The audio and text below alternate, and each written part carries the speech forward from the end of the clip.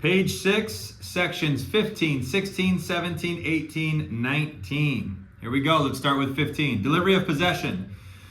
Seller shall deliver the property along with any keys, alarm codes, garage door openers, controls, if freely transferable, parking permits, and gate transponders outside of escrow upon close of escrow. Seller agrees to vacate the property and leave the property in a neat and orderly broom clean condition and tender possessions no later than close of escrow or blank. I always click close of escrow. I'm not even going to entertain the blank because I don't think it's of good business. So we're going to read that one more time. Seller agrees to vacate the property and leave the property in neat and orderly broom clean condition and tender possessions no later than, boom, close of escrow. Check that box. Don't worry about the rest. Okay, here's something I want to touch on here. Most people walk into a home after they closed on it and they have an expectation that it is going to smell like Windex and Lysol. That is not the duty under this section.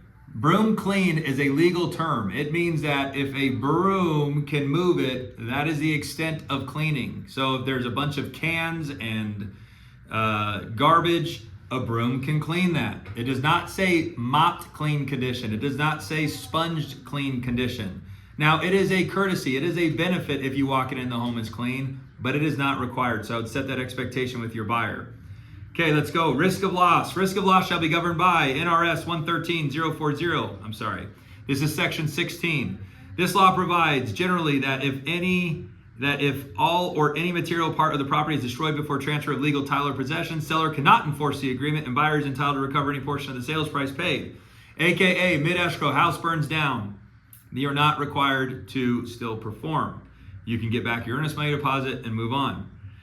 Section 17, assignment of this contract. Unless otherwise stated herein, this agreement is non-assignable unless agreed upon in writing by all parties. Okay? So if you want to change the buyer's name, add a buyer, remove a buyer, change a buyer's name from a name to a trust to an LLC, any of that stuff, it must be done with an addendum, okay, and signed off by all parties. Section 18, cancellation of agreement. In the event this agreement is properly canceled in accordance with the terms contained herein, the buyer is entitled to a whole refund of their EMD, aka earnest money deposit. Reference in section 1A, by fully cooperated and executed cancellation of escrow instructions. Neither buyer nor seller will be reimbursed for any expenses incurred in conjunction with due diligence, inspections, appraisals, or any other matters pertaining to this transaction.